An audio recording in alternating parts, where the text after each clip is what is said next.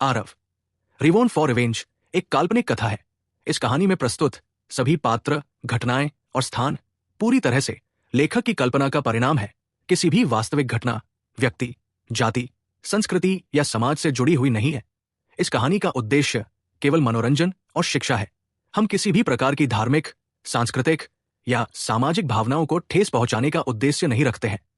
यदि किसी श्रोता को इस कहानी में कोई अंश अनुचित या असंगत प्रतीत हो, तो कृपया इसे काल्पनिक और मनोरंजन के रूप में ले। इस कहानी का श्रेय पूरी तरह से लेखक को जाता है। कहानी प्रस्तुति में हमारा एक भी श्रेय नहीं है, हम बस कहानी को आवाज देते हैं। अब आगे कोई हैरानी नहीं कि तुम यहां तक पहुंच पाई। सच में तुम्हें कुछ काबिलियत है, ठंडी दिखने वाली औरत ने कहा। आरव ने गहरी सांस ली और मुस्कुराते हुए कहा, तुम भी बहुत मजबूत हो कि तुमने बर्फ के नियमों को तलवार दांव में शामिल कर लिया। पहली बार आरव एक ऐसे पावर हाउस से मिली जिसने दो तरह के कानूनों की ताकत को एक साथ मिला दिया। इस औरत के तलवार दांव के नियम ऊंचे नहीं थे, बस अंतिम चरण थर्ड लेड हेवन के लेवल के थे। लेकिन डरावनी बात यह थी कि उसके बर्फ के नियम पहले से ही थर्ड लेड हेवन तक पहुंच चुके थे। इसके अलावा वो आरव जैसी ही थी। दो तरह के नियमों को एक साथ मिलाते हुए ताकत दोगुनी हो गई। कोई चाल चलने से पहले ठंडी औरत ने अपने आसपास बर्फ के नियमों के दायरे को पूरी तरह ढक लिया। जब तक आरव इस दायरे में आता, उसकी स्पीड अनजाने में धीमी हो जाती। इसलिए यही वजह थी कि ये औरत स्पीड के मामले में उससे मुकाबला कर सकती थी। आरव के जगह के नियम सच में अजीब थे, लेकिन आखिर ये तो शुरुआती स्टेज के पहले लेयर वाले का ही लेवल था। ठंडी औरत से मुकाबला कर पाना ही उसकी ताकत दिखाता था। पहले वाली चाल इतनी तेज, इस बदमाश ने सच में अपनी ताकत छिपा ली थी।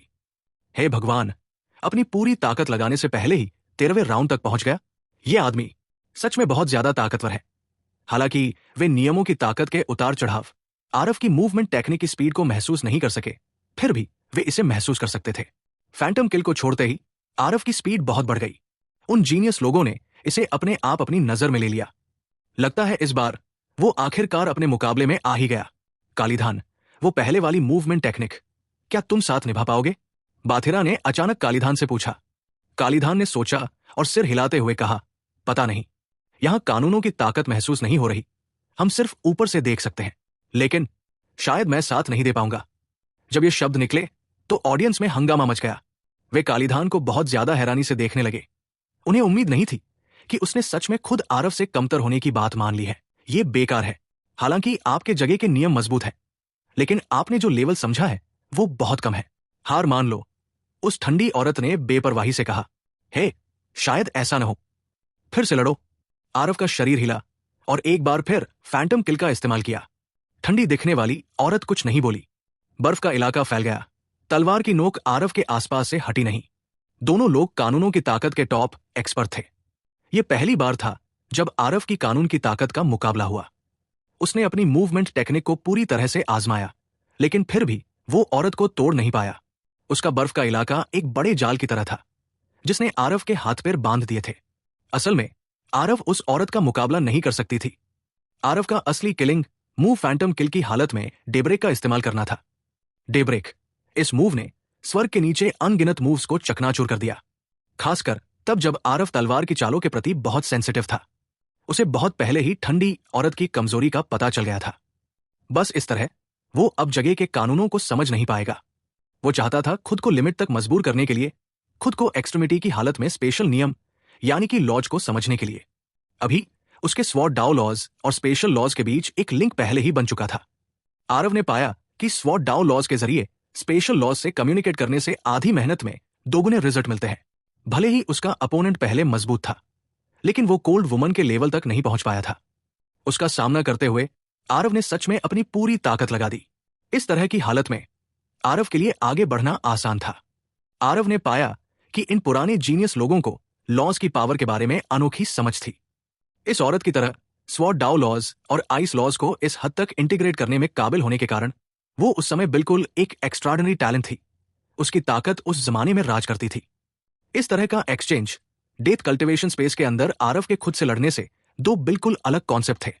अपना अपोनेंट होना बार बार आगे निकल रहा था, एक वर्टिकल डेवलपमेंट, लेकिन इनसे मुकाबला करना जीनियस सबके मजबूत पॉइंट्स इकट्ठा कर रहे थे, एक हॉरिजॉन्टल डेवलपमेंट। आरव खुद से बिना रुके लड़ सकता था, लेकिन इन पुराने जीनियस लोगों से लड़ने का ये एक बहुत कम मिलने वाला मौका था। कोई फायदा नहीं, तुम्हारा दिव्य शार इस तरह बहुत तेजी से खत्म हो जाएगा। फिर भी पीछे नहीं हटोगे, तुम मर जाओगे। औरत की बर्फीली आवाज आई। हालांकि वो औरत एक बर्फीली सुंदरी थी, लेकिन उसे आरव से पैदा हुए टैलेंट की साफ समझ थी, और इसीलिए वो इस तरह चेतावनी देती थी। सिवाय इसके कि आरव दूसरे लोगों की राय को नजरअंदाज करता था, वो उसकी बातें बिल्कुल नहीं सुनता था। जिद्दी और बेवकूफ। जब औरत ने देखा कि आरव सलाह नहीं मान रहा है, तो वो भी पीछे नहीं हटी। उसकी लंबी तलवार अचानक तेज हो गई, तलवार बर्फ की तरह साफ। ये तलवार उसकी स्वॉर्ड डाउ का मास्टरपीस थी। हड्डियों को छेदने वाली ठंडी स्वॉर्ड डाउ लॉ सामने से आई, जिससे आरव का फैंटम किल हवा में लगभग जम गया। मौत की गंध सामने से आ रही थी। दोनों लोगों की आकृतियां एक दूसरे से टकराईं। उनकी हरकतें तुरंत जम गई। टपक टपक।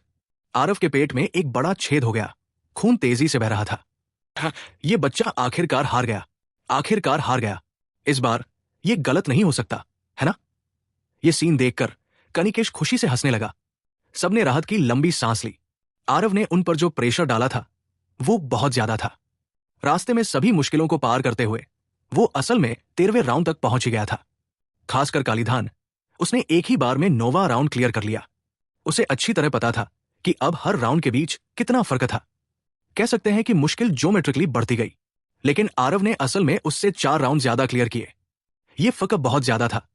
हर बार जब आरव एक राउंड क्लियर करता तो ऐसा लगता था जैसे उसके दिल पर एक और बड़ा पहाड़ आ गया हो, बहुत भारी। अब आरव को हारते देखकर वो आखिरकार राहत की सांस ले सका, लेकिन बहुत जल्द उनके चेहरे पर भाव सख्त हो गए। ये कैसे हो सकता है? बाथिरा ने घबराकर कहा। प्रोजेक्शन में औरत की शक्ल धीरे धीरे गायब हो गई। ये मारे जाने की पहचान थी। ये साफ था कि उस औरत को जीतना चाहिए था। कैसे? वो कैसे मारी गई? कालीधन ने हैरानी से कहा।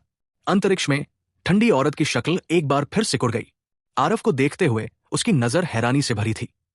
तुम पागल हो, औरत ने ठंडेपन से कहा। आरव की हालत कुछ खराब थी। भले ही उसने पहले ही ड्रैगन पुनर्जन्म कला को घुमाया था, लेकिन रिकवरी की स्पीड साफ तौर पर कानूनों के विनाश की ताकत की स्पीड तक नहीं पहुंच पा रही थी। औरत की बातें सुनकर आरव दुखी होकर मुस्कुराया और बोला, लेकिन मैं जीत गया, है ना? इसके अलावा मैंने इसे समझ लिया। पहले जब आरव को लिमिट तक धकेला गया था, तो शुरुआती स्टेज के पहले लेयर वाले स्वर के स्पेशल कानून आखिरकार शानदार तरीके से पूरे हुए। उसी पल आरव ने आखिरकार बर्फ के इलाके की सीलिंग तोड़ दी। उसका फिगर अजीब तरह से स्पेस में घूम रहा था और सबसे पहले औरत को मार डाला। हालांकि औरत की तलवार क्लियर लाइक फ्रॉस्ट भी दिखाने के लिए नहीं थी। उस छोटी सी दूरी के अंदर उसने फिर भी आरव के पेट में छेद कर दिया। आखिरी नतीजा यह हुआ कि आरव घायल हो गया, जबकि ठंडी औरत मर गई। ठंडी दिखने वाली औरत की खूबसूरत आंखें घूम गई और उसने बेपरवाही से कहा, तुम जीत गए, तो फिर अगले राउंड में जाओ। तुमने जगह के नियम समझ लिए। पीछे वाले कुछ लोग अब तुम्हारे मुकाबले के नहीं हैं, लेकिन आखिरी राउंड का काजी पर्पल एक्सट्रीम सेक्ट के इतिहास का सबसे ताकतवर माना जाता है। तुम्हें सावधान रहना होगा। कहा जाता है कि वो भी तुम्हारे जैसा ही है, एक पागल आदमी। आरव का चेहरा सख्त हो गया। ठंडी औरत को इतना गंभीर बनाने के लिए वो निश्चित रूप से बहुत ज्यादा ताकतवर होगा। किसी को यह जानना ही था कि इस औरत का टैलेंट दुनिया में बिल्कुल दुर्लभ था। ओरिजिन देवता दायरे से आधे कदम की दूरी पर तीसरे लेयर वाले स्वर्ग तक तलवार दांव के नियम और बर्फ के नियम को समझ पाना और एक में मिल जाना, यह बिल्कुल भी ऐसा काम नहीं था जो कोई आम इंसान कर सकता था। आरव के हेवन स्पैन दुनिया में आने के बाद उसने कई सो कॉल्ड जीनियस भी देखे थे। उसने पहले कभी किसी ऐसे इंसान को नहीं देखा था जो कानूनों की ताकत को मिला सके। इस बार जो लोग आए थे उनमें उसे नहीं पता था कि कोई ऐसा है जो कानूनों की ताकत को मिला सके, लेकिन आरव ने अंदाजा लगाया कि इस 13वें राउंड तक कोई नहीं पहुंच पाएगा। ऐसा लग रहा था कि उसे सच में इस काजी से थोड़ा सावधान रहना होगा। आरव ने सिर हिलाया और हाथ जोड़कर कहा, बहुत बहुत धन्यवाद, मैं सावधान रहूंगा। ठंडी औरत ने थोड़ा सिर हिलाया और सीधे आरव को ले गई। एरे फॉर्मेशन में आरव की चोटें और डिवाइन एसेंस यानी कि दिव्य सार तेजी से ठीक हो रहे थे। कितना पावरफुल एरे फॉर्मेशन है, असल में आम दवा की गोलियों से भी ज्यादा पावरफुल। ये पर्पल एक्सट्रीम सेट की ताकत उस समय शायद बहुत ज्यादा रही होगी। तेजी से ठीक हो रही चोटों को महसूस करते हुए आरव ने भावनाओं के उतार चढ़ाव के साथ कहा, फैंटम किल और स्पेशल लॉज, इसकी ताकत सच में बहुत बढ़िया है। इस तलवार कला को अब फैंटम किल नहीं कहा जा सकता। इसे क्या कहें? इस चाल का रहस्य इसके अप्रत्याशित होने में है, जिससे विरोधी इसे समझ नहीं पाता। तो फिर इसे मिस्टी स्वॉर्ड आर्ट क्यों न कहें? वे युआन ने मन ही मन कहा, अभी आरव की तलवार कलाओं में इसमें पहले से ही लॉज की काफी स्पेशल पावर्स थी। ओरिजिनल फैंटम किल चाल ने पहले ही अपना रूप बदल लिया था। ये एक ऐसी चाल थी जिसमें स्वॉर्ड डाउ लॉज और स्पेशल लॉज का मेल था, जो कोल्ड वुमन की स्वॉर्ड क्लियर लाइक फ्रॉस्ट जैसी थी। स्पेशल लॉज के जुड़ने से आरव की तलवार चाल और भी अजीब और मुश्किल हो गई। इसलिए आरव का इस नए मूव को मिस्टी स्वॉर्ड आर्ट यानी कि चमत्कारी तलवार कला नाम देना काफी सही था। जैसा कि औरत ने अंदाजा लगाया था, अपने पीछे कुछ गार्डियन से लड़ते हुए आरव पूरी तरह से बिना रुके आगे बढ़ा। जब उसने 17वें गार्डियन को खत्म किया तो बाहर के सभी जीनियस हैरान रह गए। कालिधान को बस लगा कि उसका मुंह थोड़ा सूखा है। इस आरव की ताकत सच में इतनी ज्यादा थी। वो 9वें राउंड तक पहुंच गया, आरव 18वें राउंड तक पहुंच गया। उसके और एक शानदार कंपटीशन वाले शैतानी जनरल के बीच असल में 9 लोगों जितना फर्क था। ये 9 लोग सिर्फ डबल करने जितने आसान नहीं थे। पीछे ये 9 लोग, उनकी ताकत पहले 9 लोगों के मुकाबले बहुत ज्यादा थी। मुझे सच में नहीं पता कि यह आदमी किस चीज में मजबूत है। जब वो बाहर आएगा तो मैं सच में उससे अच्छी लड़ाई करना चाहता हूं। बथिरा के दिल में बहुत ज्यादा खुजली हो रही थी। उसे सच में थोड़ा शक हो रहा था कि आरव के दुश्मन भी वही है या नहीं, खासकर वो लड़ाई जिसमें उसने ठंडी दिखने वाली औरत से जीत हासिल की थी। सबने साफ देखा कि उस औरत ने आरव के पेट में तलवार घूम दी थी, लेकिन आखिर में जो जीता वो आरव क्यों था? अरे, ये आखिरी लड़ाई है। नतीजा क्या होगा ये बहुत जल्द पता चल जाएगा। कालीधान ने ठंडी मुस्कान के साथ कहा। आरव ने अपने सामने काले कपड़े पहने इस आदमी को देखा। उसे एक जबरदस्त दबाव महसूस हो रहा था। हालांकि वो औरत मजबूत थी, लेकिन उसने उसे इस तरह का जबरदस्त दबाव बिल्कुल नहीं दिया।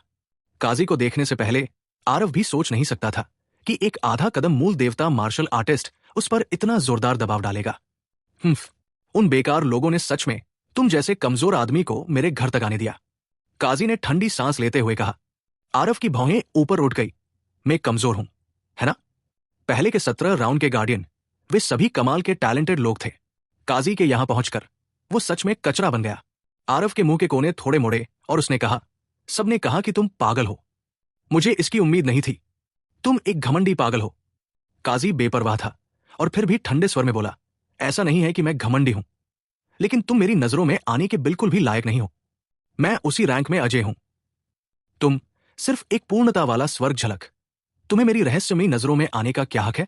काजी का घमंड आसमान तक फैल गया, पूरी तरह से आरव को नीचा देखते हुए। उसकी नजरों में, उसी दायरे में उसका कोई विरोधी नहीं था। यह तो दूर की बात है कि आरव का दायरा उससे एक रैंक नीचे भी था। बस ये शब्द आरव के कानों में थोड़े मजेदार लग रहे थे। एक ही दुनिया में अजय, ऐसी बातें कहने की हिम्मत तो उसकी भी नहीं हुई। इस काजी ने तो बेशर्मी से कह दी। दुनिया बहुत बड़ी थी, उसमें जीनियस बैल के बालों जितने थे। कौन कह सकता था कि वे एक ही रैंक में अजय हैं? उसे लगता था कि काजी पक्का एक सख्त इंसान है, लेकिन ऐसी बातें कहने के लिए उसे अब कॉन्फिडेंस नहीं बल्कि घमंड आ गया था। आरव मुस्कुराया और बोला, अरे सॉरी, वैसे भी मुझे भी कभी एक ही रैंक में कोई मैच नहीं मिला।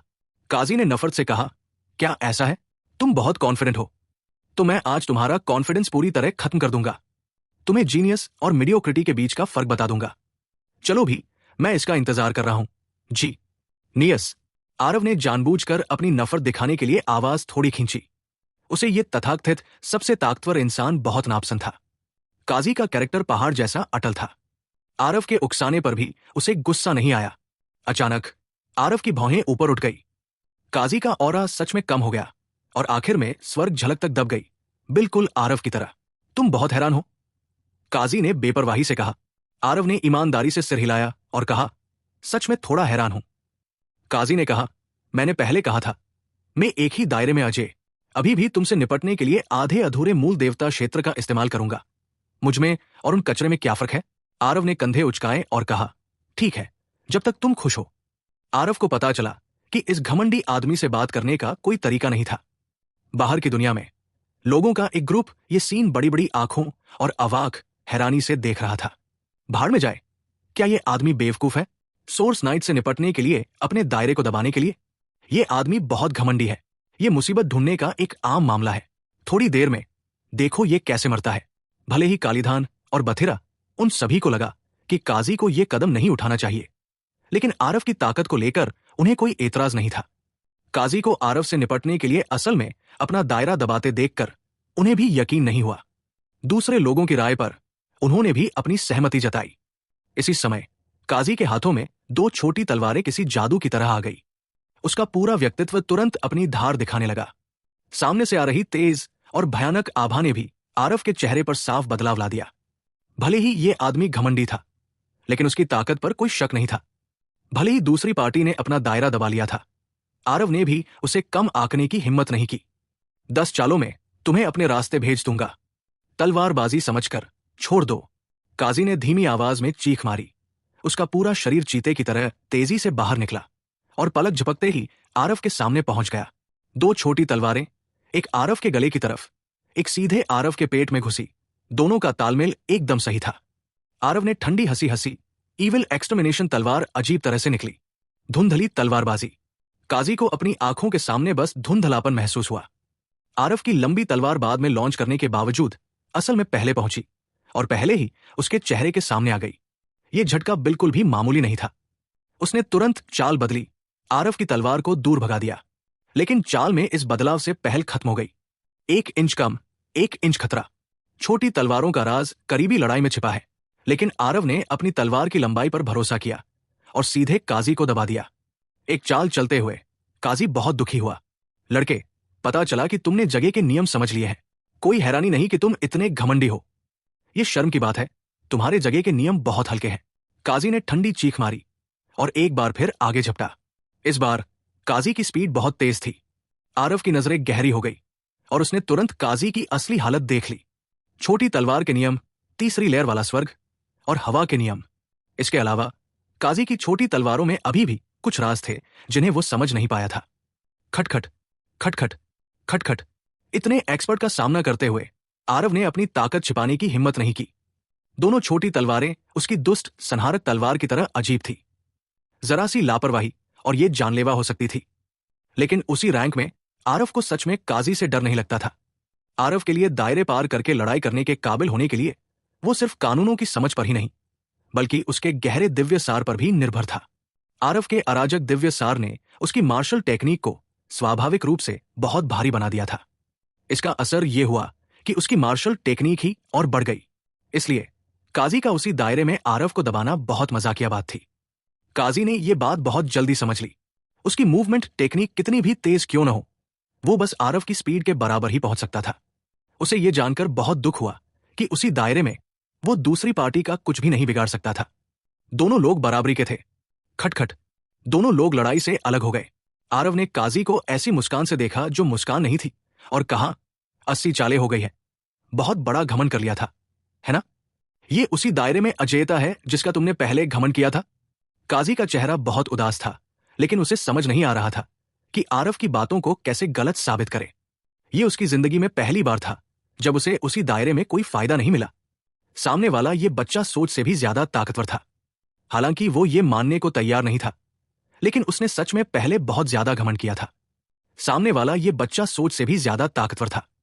हालांकि वो ये मानने को तैयार नहीं था, लेकिन उसने सच में पहले बहुत ज्यादा घमंड किया था। लगता है मैंने तुम्हें सच में कम आंका।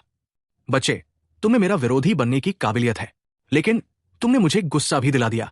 अब मैं लड़ने के लिए अपनी पूरी ताकत लगाऊंगा, काजी ने ठंडी आवाज में कहा। आरव मुस्कुराए और बोले, आपका स्वागत है। इस आखिरी राउंड का गार्डियन सच में मजेदार है। असल में अपनी काबिलियत को ज्यादा आंकना और अपने दायरे को दबाना। अब उसे सोर्स नाइट की ताकत पता है ना? ये तो बस बोर होना और मुसीबत ढूंढना है। 18वें लेवल तक पहुंच पाना, क्या किसी की ताकत कम हो सकती है? ऐसा लगता है कि वो सोर्स नाइट को बहुत नीची नजर से देखता है। इसके साथ उसका चेहरा जोर से तमाचा है ना? हालांकि वे अंदर की बातचीत नहीं सुन सकते थे, लेकिन आम नजर से कोई भी काजी के रवैये का अंदाजा लगा सकता था। वो घमंड और नीचा दिखाना कोई भी प्रोजेक्शन के जरिए भी साफ महसूस कर सकता था। हालांकि बाहर के ये जीनियस आरव को बहुत नापसंद करते थे, लेकिन आरव का 18वें राउंड तक पहुंच पाना किसी भी हालत में उन्हें दिखाता था। काजी आरव को हरा सकता था, आरव को मार भी सकता था, लेकिन उसे नीची नजर से नहीं देख सकता था। ये उन सबके मुंह पर तमाचा था। इस तरह के अजीब साइकोलॉजिकल असर में काजी को आरव से मुंह पर मार खाते देखकर उसे बहुत आजादी महसूस हुई। सोर्स नाइट की हालत शायद अब ठीक नहीं है। ये 18वें राउंड का गार्डियन सच में बहुत ताकतवर है। वो वैसा नहीं है जैसा वे लोग पहले थे, बथिरा ने अचानक कहा। इस बारे में कालीधान भी साफ तौर पर सहमत था और सिर हिलाते हुए बोला, अगर मेरा अंदाजा सही है तो सोर्स नाइट ने शायद अभी अभी अपना बेस्ट किया होगा, जबकि इस गार्डियन ने अभी भी अपने दायरे को दबाया हुआ है। बथिरा ने भावनाओं के उतार चढ़ाव के साथ कहा, मैं सच में उस जगह पर खुद जाकर ये लड़ाई देखना चाहता हूं। ये निश्चित रूप से शैतानी जनरल दायरे की सबसे बड़ी लड़ाई है। आधे कदम वाले मूल देवता दायरे में वापस आते हुए काजी के पूरे व्यक्तित्व से एक अजीब सी आभा निकल रही थी। मरने के लिए तैयार? काजी ने ठंडी हंसी दी। उसका फिगर धीरे धीरे धुंधला होता गया। आरव की आंखें थोड़ी सिकुड़ गई। मिस्टी स्वॉर्ड आर्ट अचानक सामने आ गई। उसका पूरा शरीर उसी तरह गायब हो गया। ऐसा लगा जैसे दोनों लोग हवा में गायब हो गए हों। खटखट खटखट खटखट। खाली जगह में मेटल टकराए। समय समय पर ठंडी रोशनी की किरणें चमक रही थी। दो लोग, एक जगह के नियम थे, एक हवा का नियम। उनके चलने के तरीके दोनों बहुत अजीब थे। काजी के आधे कदम चलने के बाद उसके पूरे शरीर की ताकत तुरंत बहुत बढ़ गई। उनके जैसे एक्सपर्ट्स के लिए एक छोटे से दायरे का असर सच में बहुत ज्यादा था। इतनी तेजी से उनके फिगर को बिल्कुल भी नहीं पकड़ सकता। पता चला कि यही उनकी असली ताकत है। बहुत डरावनी। भले ही मैं कानून के उतार चढ़ाव को महसूस कर सकता हूं, वे सिर्फ इस मूवमेंट टेक्निक पर भरोसा करके मुझे तुरंत मार सकते हैं। मैं सच में जानना चाहता हूं कि अभी किसका पलड़ा भारी है। बाहर की दुनिया में वे जीनियस आरव की जोड़ी की लड़ाई बिल्कुल नहीं देख पा रहे थे। वे कभी कभी धुंधली आकृतियों के निशान ही पकड़ पाते थे। ऐसी लड़ाई ने उन्हें बहुत ज्यादा दबा दिया था। वही शैतानी जनरल रेल्म, ताकत में बस जमीन आसमान का फर्क था। बथिरा और कालिधान दोनों के चेहरे गंभीर थे। बस इस पल तक उन्हें अब यकीन था कि आरव की ताकत असल में वैसी नहीं थी जैसी वे तुलना कर सके। पहले की लड़ाइयां आरव स्पेशल नियमों का इस्तेमाल करके बस एक पल की होती थी, लेकिन अब आरव असल में स्पेशल नियमों को अपनी लिमिट तक चला रहा था।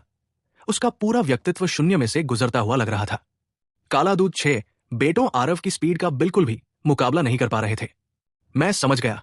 सोर्स नाइट ने अपने स्वॉर्ड दाव कानूनों में कानूनों की दूसरी ताकतों को मिला दिया था, इसीलिए हम इस रहस्य को नहीं समझ पाए। बथिरा अचानक चिल्लाया। उसे अचानक एहसास हुआ, लेकिन तुरंत ही उसकी भौहें फिर से तन गई और उसने अपना दिमाग जोर से चलाते हुए कहा, लेकिन ये किस तरह का कानून है? हवा का कानून? ये जगह का कानून है, कालिधान अचानक बोला। बथिरा की नजरें गहरी हो गई और उसने तुरंत जवाब दिया, नामुमकिन। जगह के कानून दो सबसे बड़े कानूनों में से एक है। वो इसे कैसे समझ सकता है? कालिधान ने उसे देखा और ठंडे दिमाग से कहा, तुम ध्यान से देखो। सोर्स नाइट की मूवमेंट टेक्निक गायब हो जाती है और फिर से दिखाई देती है। कोई निशान नहीं छोड़ती, जैसे खाली जगह से गुजर रहे हों। सिर्फ जगह के नियम ही ऐसा कर सकते हैं। उस गार्डियन की मूवमेंट टेक्निक भी बहुत तेज है। भले ही उसके निशान अजीब हो, फिर भी कुछ निशान ऐसे होते हैं जिन्हें फॉलो किया जा सकता है। ये हवा का नियम होना चाहिए। कालिधान की नजर बहुत तेज थी। दो जबरदस्त एक्सपर्ट्स के मुकाबले ने उसे अपनी हद तक मजबूर कर दिया। आखिरकार उसे थोड़ी सी झलक के आर पार देखने दिया। बथिरा ने ध्यान से देखा। पक्का ये वैसा ही था जैसा कालिधान ने कहा था। हालांकि दोनों लोगों के फिगर कैप्चर नहीं हो पाए, लेकिन ध्यान से देखने पर वे वाकई थोड़े अलग थे। ये शौक किसी भी तरह से मामूली नहीं था। ये कैसे हो सकता है? ये आदमी भी बहुत अजीब है ना? बथिरा ने ठंडी सांस ली और कहा। कालिधान का एक्सप्रेशन भी बहुत गंभीर था और उसने कहा, इससे पता चलता है कि वो पहले उन गार्डियंस को क्यों हरा पाया था।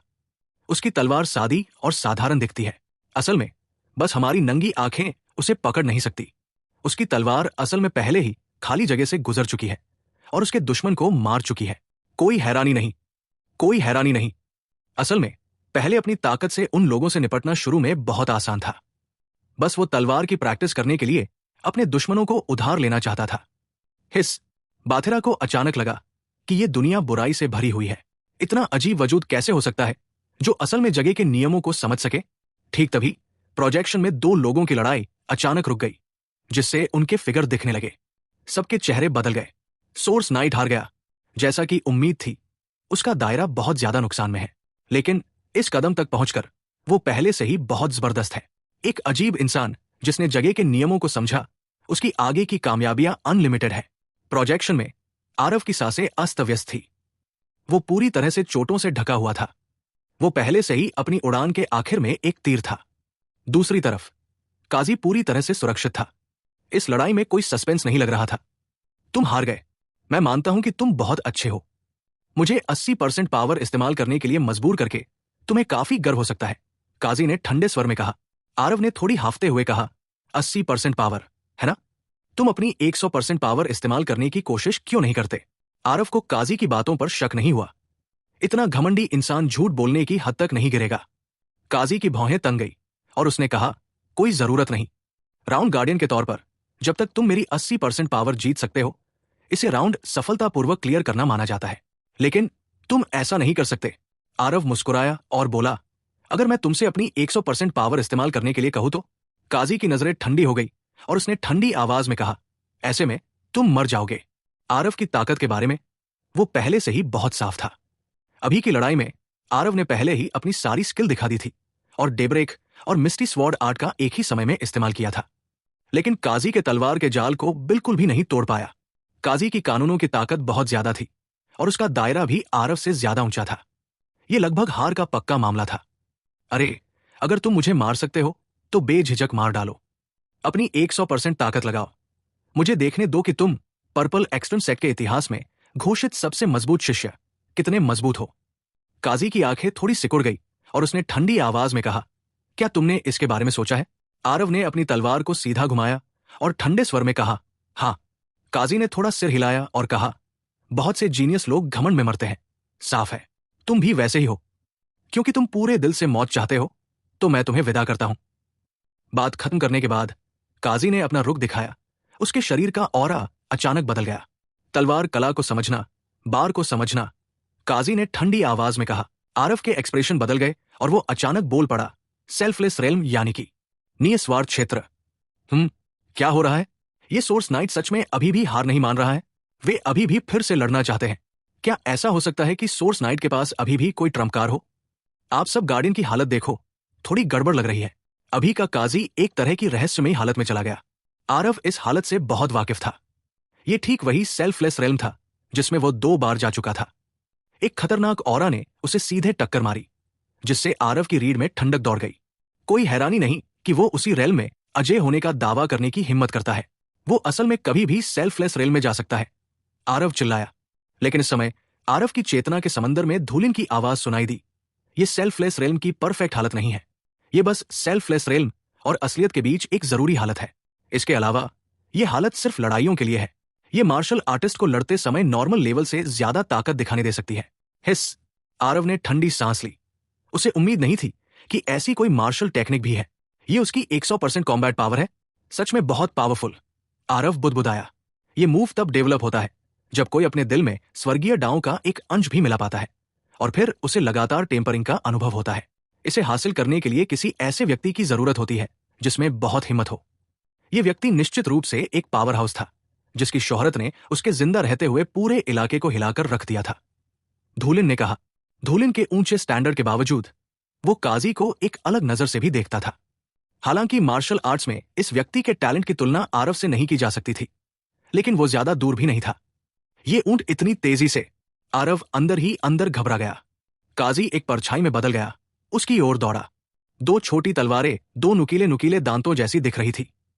अपने नुकीले दांत दिखाए और अपने पंजे लहराते हुए और आरव की ओर दौड़ा। ओरिजिन मैग्नेटिक फील्ड खोलो, मिस्टी स्वॉर्ड आर्ट। आरव ने ठंडी आवाज में कहा। मिस्टी स्वॉर्ड आर्ट एक बार फिर दिखाई दी। उसी समय एक शक्तिशाली ग्रेविटेशनल फील्ड तुरंत नीचे आया। यह अचानक हुआ। काजी का फिगर अचानक रुक गया और अचानक बहुत धीमा हो गया। Clank clank clank. दोनों लोगों ने कई दर्जन तलवारें चलाईं। आरव का एक्सप्रेशन अचानक बदल गया। सविश। काजी की छोटी तलवार अचानक तेज हो गई, जिससे आरव के हाथ पर एक घाव हो गया। आरव का फिगर तेजी से पीछे हटा, लेकिन काजी बिना रुके उसके पीछे पीछे चल रहा था। ओरिजिन मैग्नेटिक फील्ड जो कभी फेल नहीं हुआ था, उसका असर असल में सिर्फ एक सांस के लिए था और उसे काजी ने तोड़ दिया। उसकी तेज तलवार की रोशनी ने सीधे ओरिजिन मैग्नेटिक फील्ड में एक गैप बना दिया, जिससे फोर्स फील्ड टुकड़े टुकड़े हो गया। काजी के नियमों की ताकत बहुत ज्यादा थी, जो मौजूदा आरव से कहीं ज्यादा थी। सविश, स्वूश स्वूश। आरव ने अपनी सारी ताकत लगा दी। उसका शरीर बिना रुके स्पेस में घूम रहा था और वो मुश्किल से ही अपने जरूरी हिस्सों को बचा पा रहा था, लेकिन उसके शरीर पर घाव लगातार बढ़ रहे थे। काजी जो सेल्फलेस रेल्म की हालत में था, बहुत ताकतवर था। उस तरह की लड़ाई की आदत उसने लगभग पूरी तरह से छोड़ दी थी। इससे उसकी लड़ने की ताकत में हर तरफ से बढ़ोतरी हुई। इस तरह की फीलिंग वैसी ही थी जैसी उस समय आरव ने क्लोन से डील की थी। सेल्फलेस रेल में घुसने के बाद क्लोन पूरी तरह से उसके सामने रौंदने का टारगेट बन गया। इतना ताकतवर। वो गार्डियन पहले वाले से बिल्कुल अलग इंसान जैसा लग रहा है। आखिर क्या हुआ?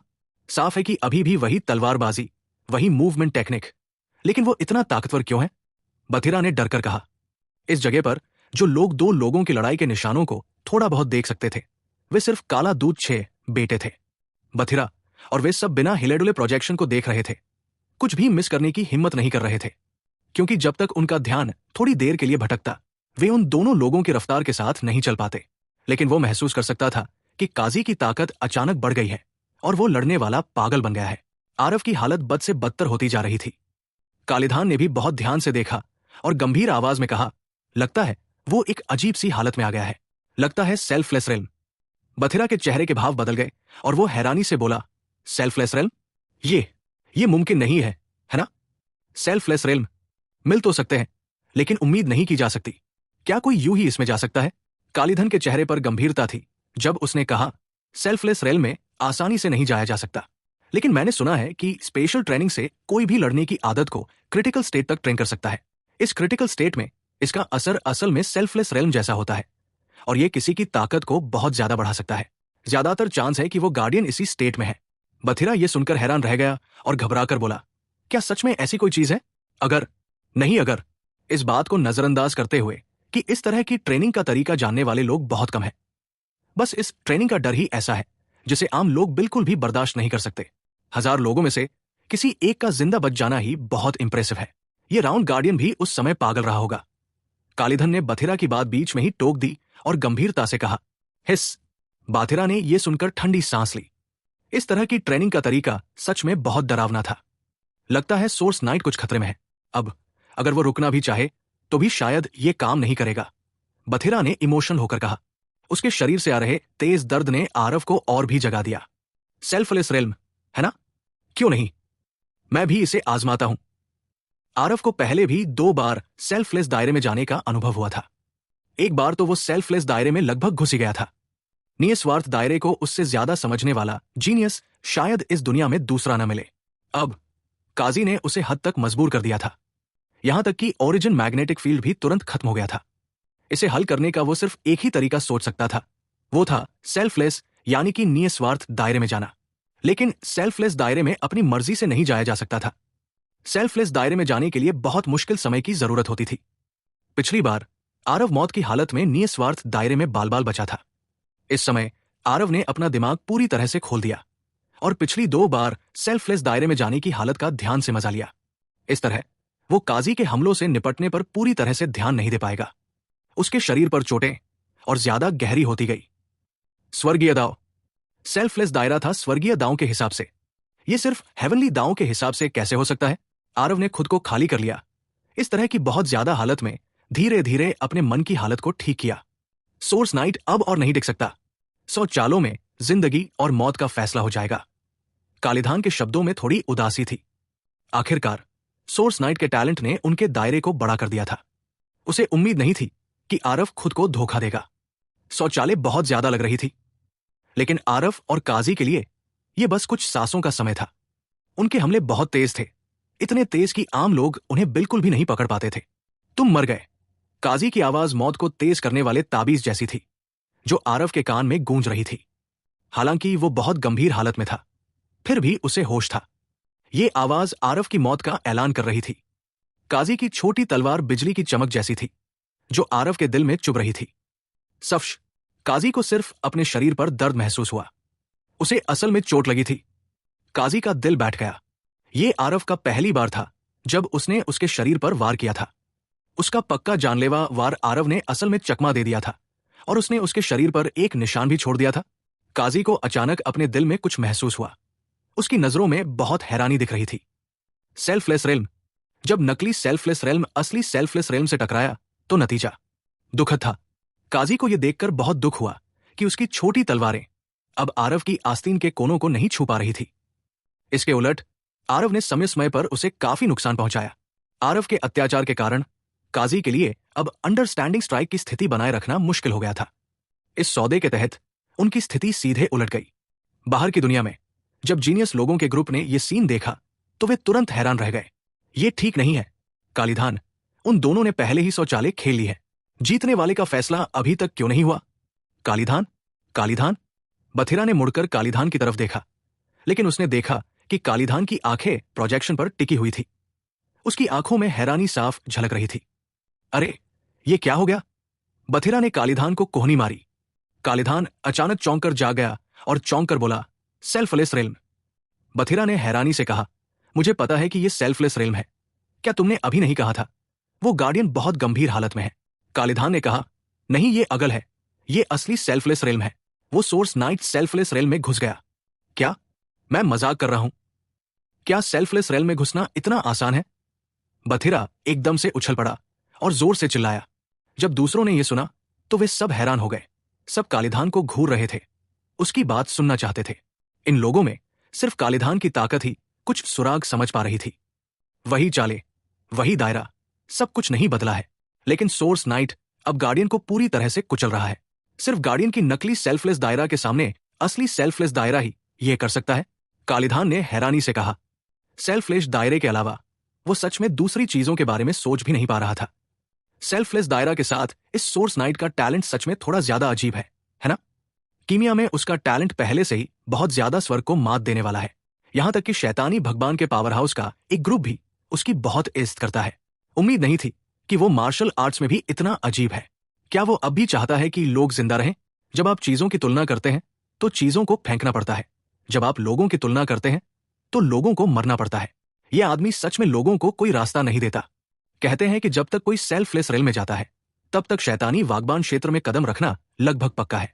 सच में उससे जलन होती है। जीनियस लोगों का ग्रुप या तो तारीफ में हांफ रहा था या जलन कर रहा था। वे सभी ऐसे लोग थे जिनके आसपास हर राजधानी शहर में कई चाहने वाले थे, लेकिन आरव के सामने वे सड़क किनारे किसी स्टॉल पर रखे सामान की तरह थे। इस तरह के गहरे अंतर ने उन्हें बहुत असहज कर दिया। काला दूध 6 बेटों का सामना करते हुए भी उन्हें ऐसा नहीं लगा कि वे पहुंच से बाहर बहुत ऊंचे हैं, लेकिन अब उन्हें लग रहा था कि अगर वे अपनी पूरी जिंदगी मेहनत भी कर ले तो भी वे आरव के पैरों के पीछे भी नहीं देख पाएंगे। इस रुकावट के एहसास ने लोगों को सच में निराश कर दिया। अगर उन्हें पता चलता कि आरव तीसरी बार सेल्फलेस रेल में जा रहे हैं तो पता नहीं उन्हें कैसा लगेगा। सेल्फलेस क्षेत्र में आरव बहुत ज्यादा ताकतवर था। स्वूश स्वूश स्वूश, काजी के शरीर पर घाव और बढ़ते गए। आखिर में आरव ने एक तलवार से उसका सिर भेद दिया। मौत। जब काजी का शरीर सिकुड़कर एक बार फिर बना तो उसने आरव को जिन आंखों से देखा वे सदमे से भरी थी। जो उस समय अजय था वो असल में लाखों साल बाद एक महान शैतानी जनरल से हार गया। ये पूरी तरह से हार थी। उसे अपना बचाव करने के लिए जरा भी वजह नहीं मिली। इस समय उसे लगा कि आरव से पहले कही गई घमंडी बातें कितनी मजेदार लग रही थी। उसी दायरे में अजय, लेकिन उसे किसी ने छलांग लगाकर हरा दिया। आरव को अभी निस्वार्थ दायरे की स्थिति से उबरना बाकी था। निस्वार्थ दायरे की स्थिति में आरव ने आखिरकार अराजक स्वर्गीय सिद्धांत के तीसरे लेवल की साधना के तरीके में पूरी तरह से महारत हासिल कर ली। वो आगे बढ़ने ही वाला था। रंबल। पूरा हॉल कांप रहा था। आरव के ब्रेकथ्रू से जो हंगामा हुआ वो सच में बहुत ज्यादा था। अचानक कालीधान के चेहरे के हावभाव बदल गए। रुको, ये ऑरा एक इंसान का है। आरव अराजक स्वर्गीय सिद्धांत का इस्तेमाल करके शैतानी सार की नकल कर सकता था, लेकिन तोड़ते समय उसे इंसानी हालत में वापस आना होगा। उसका अराजक दिव्य सार शैतानी सार से कई लेवल ऊपर था। शैतानी सार के तरीके से तोड़ पाना नामुमकिन था। इसलिए इस समय आरव आखिरकार एक इंसान की हालत में वापस आ गया। आरव के ब्रेक थ्रू ऑरा ने स्पेस की बेड़ियों को तोड़ दिया जो हॉल में फैल गया। कालीधान को आखिरकार कुछ अंदाजा हुआ। यह कैसे हो सकता है? यह सोर्स नाइट असल में एक इंसान है। ये नामुमकिन है। कोई इंसान इतनी आसानी से कैसे भेष बदल सकता है? बाहर इतने सारे शैतानी भगवान पावर हाउस थे। क्या ऐसा हो सकता है कि उनमें से किसी ने भी इसे नहीं देखा? ये बहुत डरावना है। इस आदमी ने हम सभी शैतानियों के साथ अपनी हथेली पर खेला। दूसरों ने भी इस अजीब बात का पता लगा लिया। सभी बहुत ज्यादा हैरान थे।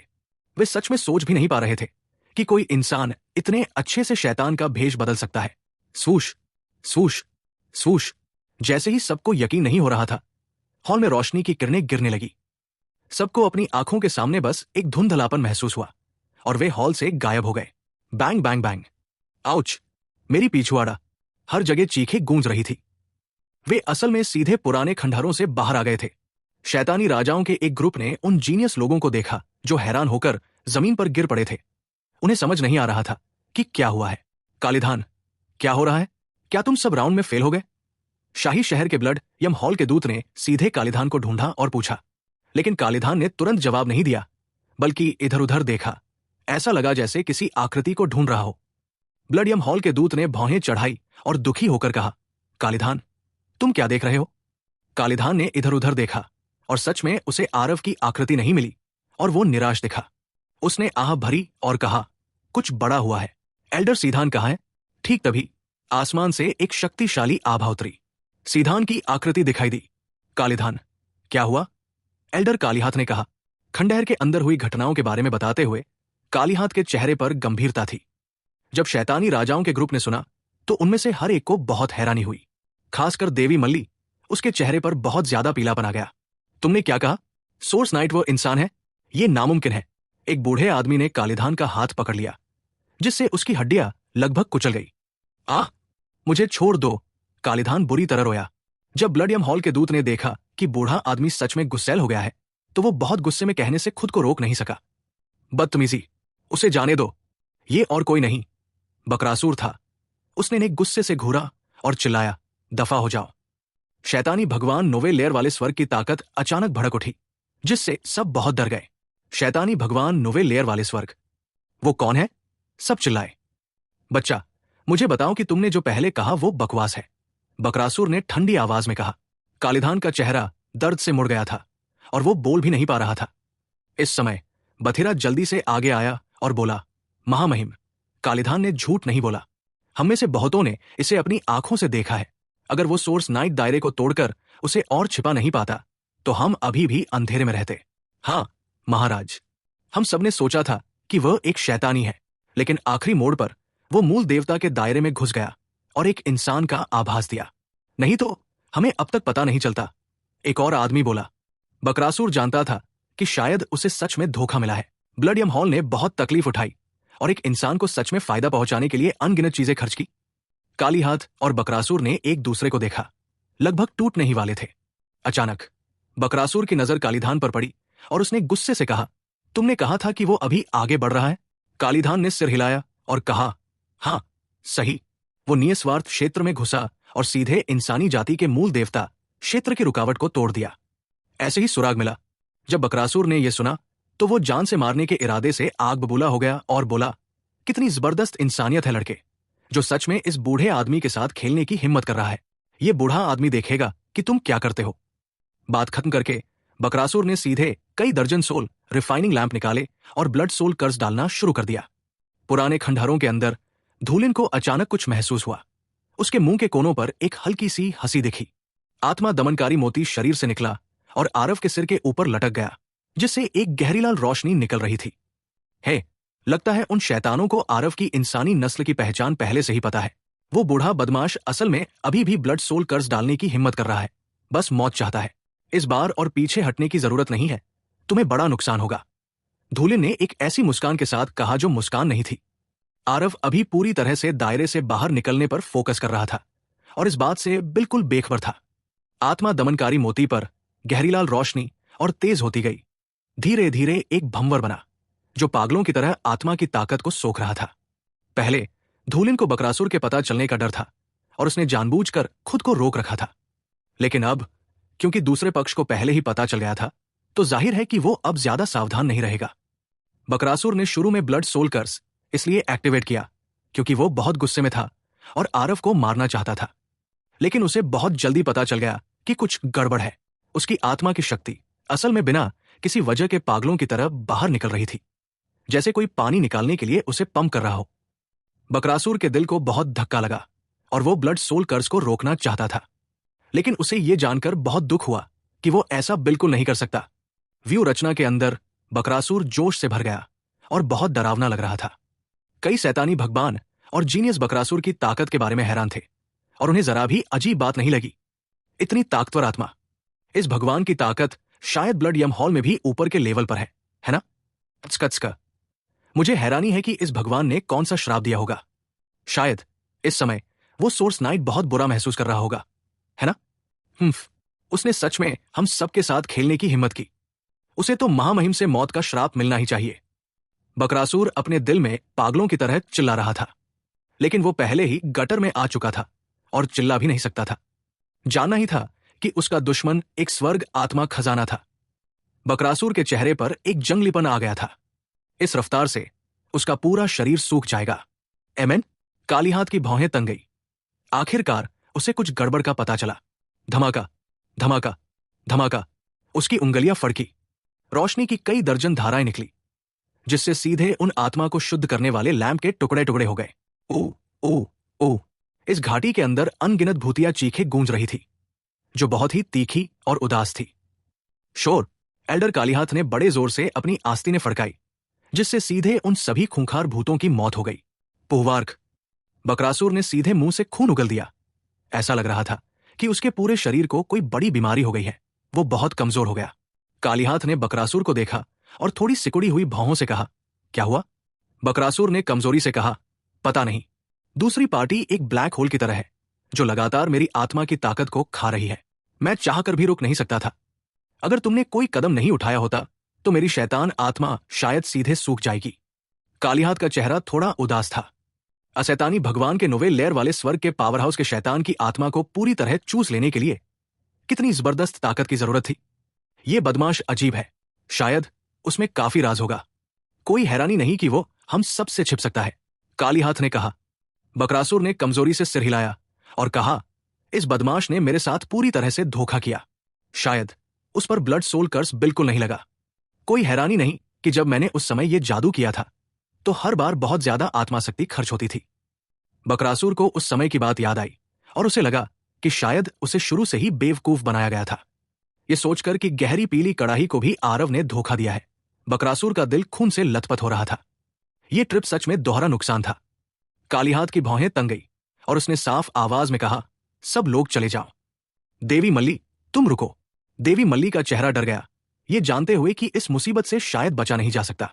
दूसरे हॉल मास्टर जानते थे कि वे इस समय इस मामले को नहीं सुलझा सकते। सब चले गए, सिर्फ देवी मल्ली को पीछे छोड़कर। देवी मल्ली, ये मामला तुम्हारी वजह से हुआ है। अब मैं तुम्हें अपनी गलती सुधारने का मौका देता हूं। यहां पहरा दो। जब वो बदमाश बाहर आएगा तो तुम उसे पकड़ कर ही जा सकते हो, समझे? कालीहाथ ने गंभीरता से कहा। देवी मल्ली ने जल्दी से कहा, भगवान कालीहाथ, निश्चिंत रहो। अगर इस देवी मल्ली को समुद्र सूखने और चट्टानों के सड़ने तक देखना पड़े तो भी मैं इस बदमाश को पकड़ लूंगा। कालीहाथ ने सिर हिलाया और बकरासुर से कहा, चलो वापस चलते हैं। इस बच्चे के शरीर पर छिपे राज इन पुराने खंडहरों से भी ज्यादा कीमती हो सकते हैं। जब तक हम उसे पकड़ लेते हैं सब कुछ बात हो सकती है। अचानक आने वाली जरूरतों के लिए मैं किसी और को यहां भेजूंगा और तुम्हारी मदद करूंगा। देवी मल्ली ने सिर झुकाकर कहा, हां महाराज। अंदर मूल देवता क्षेत्र में घुसने से उसे बेजोड़ होने का एहसास हुआ। इस बार आरव का दिव्य समुद्र पहले से 100 गुना से भी ज्यादा फैल गया। बस डेंटिन स्पेस के अंदर यह समुद्र जैसा नहीं लग रहा था, बल्कि स्टार्च पेस्ट के एक हिस्से जैसा। आरव की भौहें थोड़ी सिकुड़ गई और उसने धूलिन से बात की, सीनियर, क्या मेरा डायरेक्शन गलत है? मेरे दिव्य समुद्र में दिव्य सार लगभग स्टार्च पेस्ट का ढेर क्यों बन गया है? आरव ने पाया कि भले ही उसका दिव्य सार बहुत गाढ़ा था, वो और चिपचिपा होता गया, आम लोगों के दिव्य सार से बिल्कुल अलग। धूलिन ने कहा, तुम एक ऐसे रास्ते पर चल रहे हो जिस पर पहले कभी कोई नहीं चला। मेरे लिए इसका अंदाजा लगाना आसान नहीं है, लेकिन तुम्हारी हालत मैंने सच में पहले कभी नहीं देखी। हालांकि जब तुमने साधना का तरीका बनाया तो यह स्वर्ग और पृथ्वी की घटना और हेवन स्पैन पर्वत की गूंज को ट्रिगर कर सकता था। शायद यह दिशा गलत नहीं होगी। आरव बहुत दिमाग लगाने के बाद भी समझ नहीं पाया और अपने दिल में बहुत उदास था। उसका साधना का तरीका पूरी तरह से छोटे हेवन स्पिन पर्वत की उसकी समझ के अनुसार निकाला गया था। यह एक लॉजिकल नतीजा था, लेकिन आरव का साधना का तरीका साफ तौर पर कॉमन सेंस के खिलाफ था और आम लोगों से बहुत अलग था। इससे अनजाने में उसका कॉन्फिडेंस थोड़ा कम हो गया, क्योंकि मूल देवता से दिव्य प्रभु क्षेत्र तक एक बहुत बड़ी खाई थी। अगर उसने जो साधना का तरीका निकाला वो गलत था और वो एक छोटी सी दुनिया नहीं खोल पाया तो उसकी सारी कोशिशें बेकार हो जाएंगी। ये एक बहुत जरूरी कदम था। आरव भी फायदे और नुकसान के बारे में सोचने से बच नहीं सका। आरव ने आह भरी और कहा, छोड़ो भी, चला हुआ तीर वापस नहीं आता। अगर मैं सच में दिव्य प्रभु दायरे में नहीं पहुंच पाया तो हम उस समय फिर बात करेंगे। आरव ने धीरे से दोनों आंखें खोली और देखा कि काजी उसे बहुत हैरान नजरों से देख रहा था। तुम जीत गए, बधाई हो। तुम पर्पल एक्सट्रीम हॉल की असली विरासत पा सकते हो। काजी ने कहा, कुछ गहरे ख्यालों में खोया हुआ।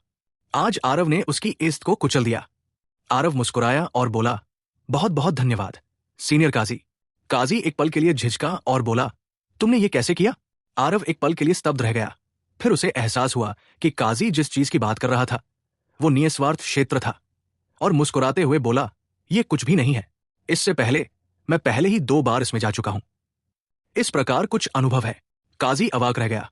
भले ही दूसरों को कुचल रहे हों, लोगों को इस तरह नहीं कुचलना चाहिए।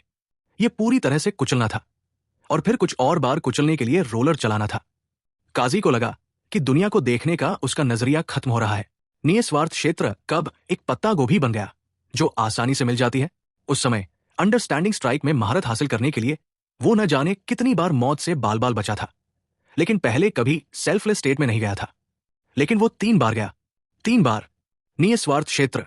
एक बार जाना एक बहुत बड़ा जैकपॉट था। ये आदमी असल में 3 बार गया। इसके अलावा ऐसा लग रहा था कि और भी स्मूथ होने का ट्रेंड था। क्या ये अब भी इंसानी तौर पर मुमकिन था? काजी को लगा कि वो बस एक मजाक है। वो मजाक जो समय और जगह के जरिए बदलता रहा। जीनियस।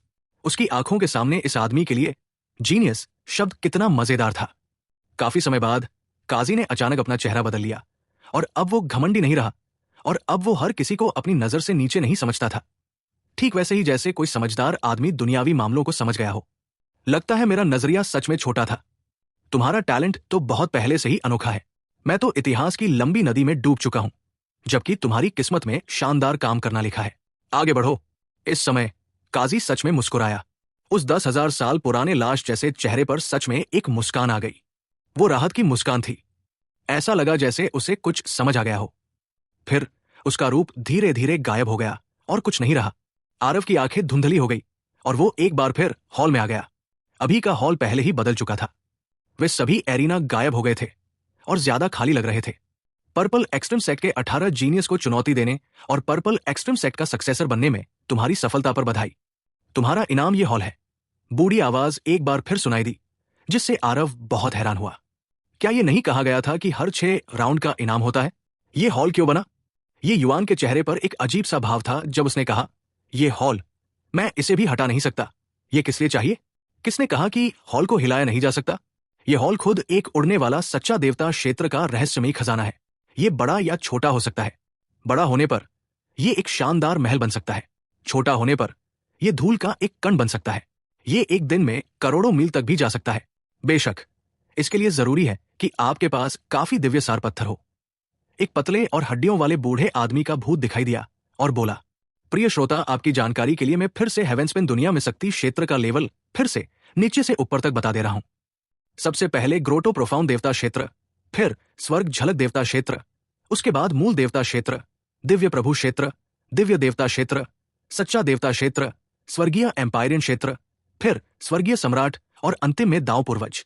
इस प्रकार स्वर्गीय रहस्यमयी खजाना भी स्तरों की अनुसार जुड़ा है। ये जो पर्पल सेट का हॉल आरव को मिल रहा है, ये एक सच्चा देवता क्षेत्र स्तर का खजाना है जो आरव अभी की मूल देवता क्षेत्र से 3 स्तर ऊपर है। और मैं आपको फिर से याद दिला दूं, शैतान यानी कि दुष्ट जाति की शैतानी जनरल क्षेत्र इंसानी स्वर्ग झलक क्षेत्र के साथ सिमिलर है। इस प्रकार शैतानी कमांडर मूल देवता और शैतानी भगवान अगल तरीके से शैतानी प्रभु क्षेत्र इंसानों का दिव्य प्रभु क्षेत्र के साथ सामान है। अब कहानी में वापस आते हैं।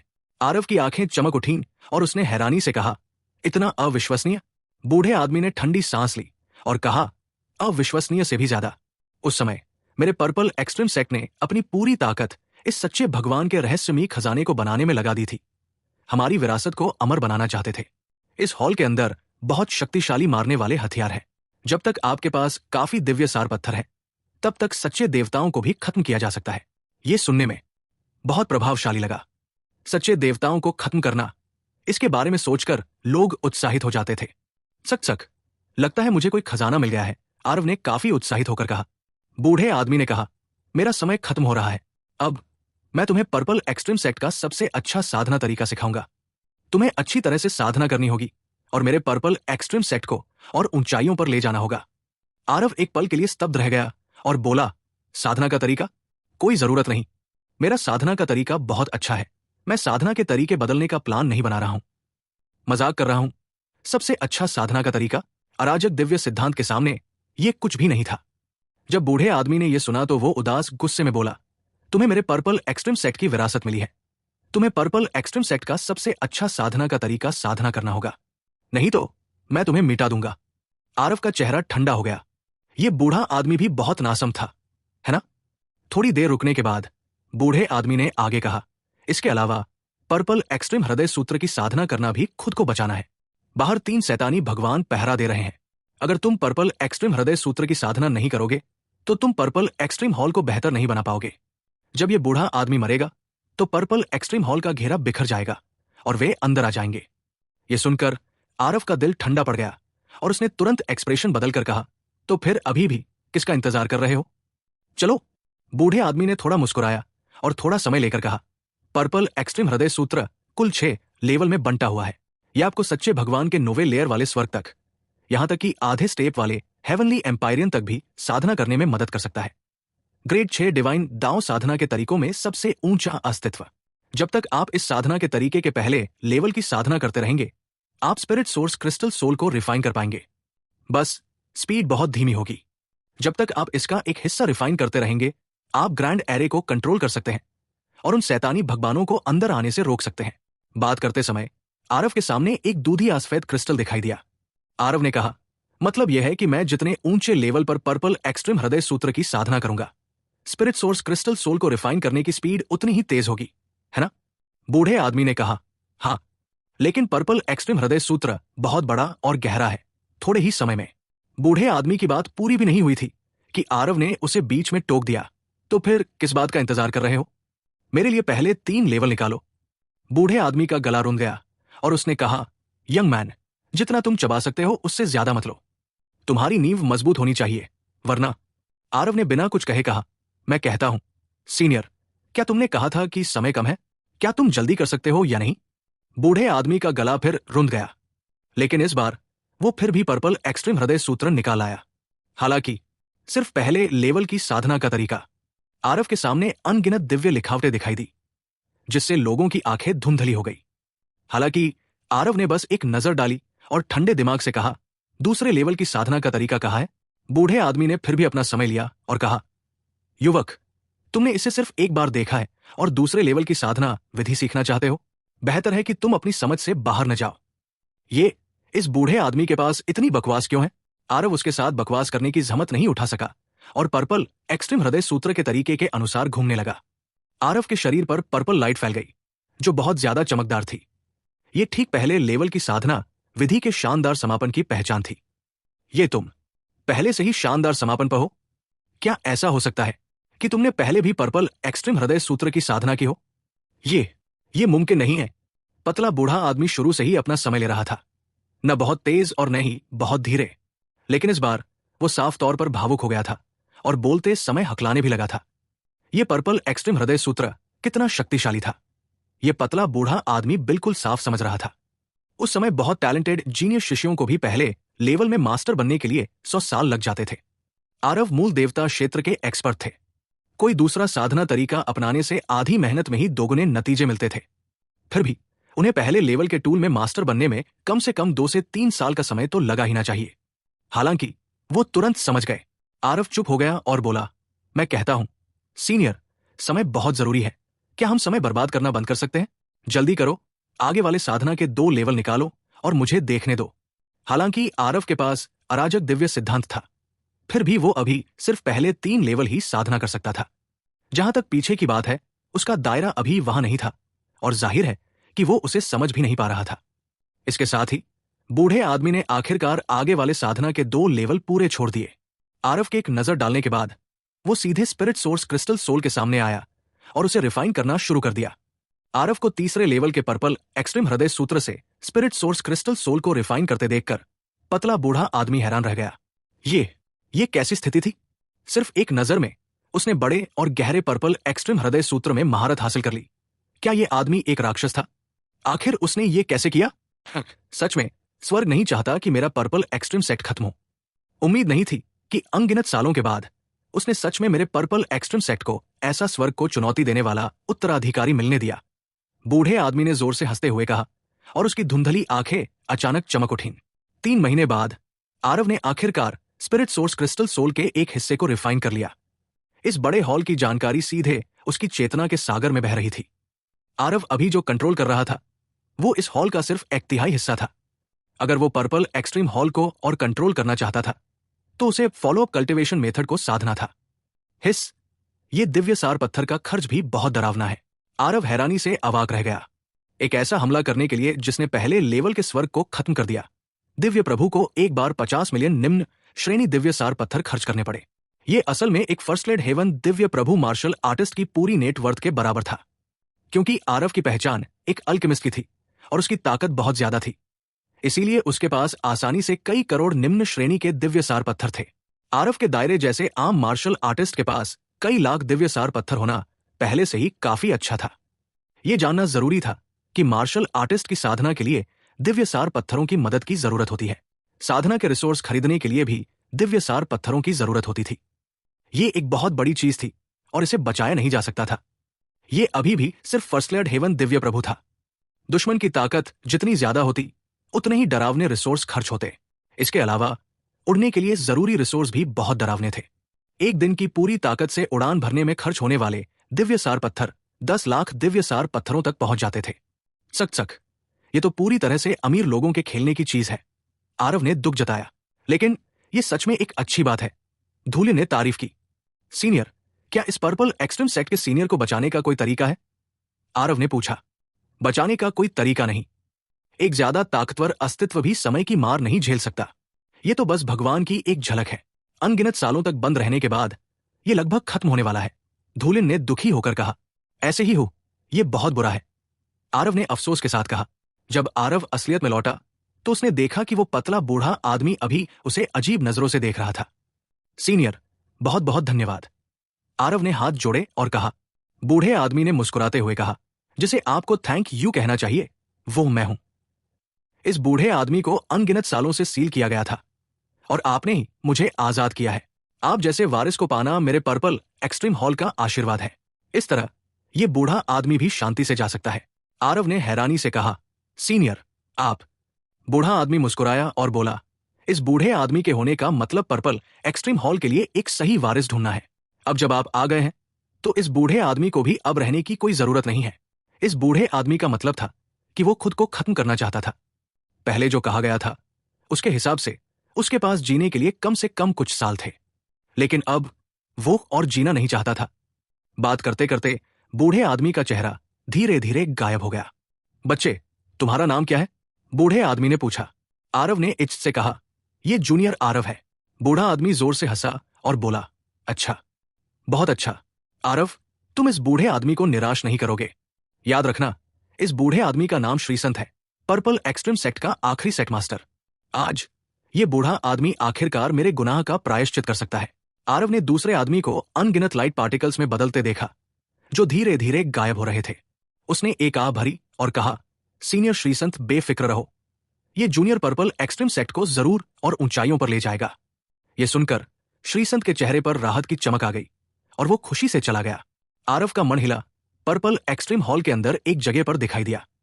पहाड़ों की तरह ढेर हुए दिव्य प्रभु और दिव्य देवता क्षेत्र की आर्टिफैक्ट्स यानी कि खजानाओं को देखकर आरव को ऐसा लग रहा था जैसे वो सपना देख रहा हो। चटचटच, क्या अब मुझे अमीर माना जाएगा? एक पंथ का सारा खजाना यही है, आरव ने भावनाओं के उतार चढ़ाव के साथ कहा। साधना के तरीके, मार्शल टेक्निक, देवताओं की कलाकृतियां, दिव्य सार पत्थर, ये साधना के संसाधन इस जगह के अंदर कैटेगरी में रखे गए थे, जिससे आरव को ऐसा लग रहा था जैसे वो किसी खजाने की तिजोरी में चल रहा हो। सिर्फ निम्न श्रेणी के दिव्य सार पत्थर ही 5 अरब तक थे। बेशक ये निश्चित रूप से ओरिजिनल रिजर्व नहीं था। हालांकि पर्पल एक्सट्रीम हॉल हमेशा सीलबंद हालत में था। इसका मतलब यह नहीं था कि इसमें दिव्य सार पत्थर इस्तेमाल नहीं होते थे। यह खर्च बहुत कम था, लेकिन समय के साथ यह टिक नहीं सका। शायद उस समय जब कुलपति श्रीसंत ने पर्पल एक्सट्रीम हॉल को सील किया था तो कंट्रोल किए गए दिव्य सार पत्थरों की संख्या निश्चित रूप से बहुत डरावनी थी। अब ये 5 अरब शायद उस समय का बस एक छोटा सा हिस्सा था। इन 5 अरब से ये कम से कम 100 पहले लेयर वाले शैतानी भगवान अस्तित्वों को खत्म कर सकता था। बेशक इसके लिए दूसरी पार्टी को पर्पल एक्सट्रीम हॉल में फुसलाना जरूरी था। पर्पल एक्सट्रीम हॉल का किलिंग एरे सिर्फ हॉल के अंदर ही एक्टिवेट हो सकता था। चक चक। कोई हैरानी नहीं कि ब्लड यम हॉल को इतनी परेशानी हुई। 50 से 60 निम्न श्रेणी दिव्य प्रभु रहस्यमयी खजाने। अगर ये खबर बाहर की दुनिया को पता चल गई तो ये बहुत बड़ा धमाका होगा। एक छोटी सी जगह के अंदर 50 से 60 निम्न श्रेणी दिव्य प्रभु रहस्यमयी खजाने चुपचाप लटके हुए थे। लोगों के दिलों में हलचल मचा रहे थे। ये भी सिर्फ आरव था। अगर ये दूसरे होते तो वे शायद पागल हो जाते। बेहिसाब कीमती दिव्य प्रभु रहस्यमयी खजाने आते ही 50 से 60 चीजें थी। ये तो बस एक बहुत बड़ी रकम थी। एक दिव्य प्रभु रहस्यमयी खजाने की कीमत भी कम से कम 10 बिलियन थी। आरव के पास एक साथ 560 बिलियन की दौलत के बराबर था। इसमें दूसरे कल्टीवेशन के तरीकों और मार्शल टेक्निक की कीमत भी शामिल नहीं थी। और ये अभी भी सिर्फ मार्केट प्राइस था। कौन इतना बेवकूफ होगा जो दिव्य प्रभु के रहस्यमयी खजानों को बेचने के लिए बाहर ले जाए? इसलिए दिव्य प्रभु के रहस्यमयी खजाने की कीमत मार्केट प्राइस से कई गुना ज्यादा होती थी। आरव पहले से ही गहरी पीली कड़ाही मिलने की वजह से अभी भी खुश था, लेकिन उसे उम्मीद नहीं थी कि पलक झपकते ही वो दिव्य प्रभु के रहस्यमयी खजानों के सागर में गिर जाएगा। हालांकि ये दिव्य प्रभु के रहस्यमयी खजाने ज्यादातर कृपाण, भाले, तलवारें और हालबर थे। खासकर ये हथियार कुछ सहायक प्रकार भी थे, लेकिन असल में कोई दवा वाली कड़ाही नहीं थी। दिव्य प्रभु के रहस्यमयी खजाने की दवा वाली कड़ाही पहले से ही एक दुर्लभ चीज थी। ये कीमियागरों के लिए बस एक अनमोल खजाना था। इसके अलावा हर एक कीमियागर बहुत अमीर था, इसलिए दवा वाली कड़ाही की कीमत का अंदाजा साधारण ज्ञान से बिल्कुल नहीं लगाया जा सकता था। गहरी पीली कड़ाही की बस डिमांड थी, लेकिन सप्लाई नहीं थी। आरव ने इन दिव्य प्रभु रहस्यमयी खजानों को ध्यान से देखा। उसका दिमाग घूम गया। एक लंबी तलवार उसके हाथ में आ गई। जुनी तलवार। बुरा नहीं है, ये तुम हो। आरव ने थोड़ा खेला और इस तलवार से बहुत खुश था। दुष्ट संहारक तलवार पहले से ही मौजूदा आरव के लिए कुछ हद तक रुकावट थी। कुछ जीनियस लोगों से लड़ते समय काफी लोग सभी उच्च देवता क्षेत्र की कलाकृतियों का इस्तेमाल करते थे। आरव बहुत बड़े नुकसान में था। आरव ने इन दिव्य प्रभु रहस्यमयी खजानों को देखा। केवल ये जुनी तलवार उसके लिए सबसे सही थी। इस जुनी तलवार के साथ आरव की लड़ने की ताकत अभी भी एक ऊंचे लेवल तक बढ़ जाएगी।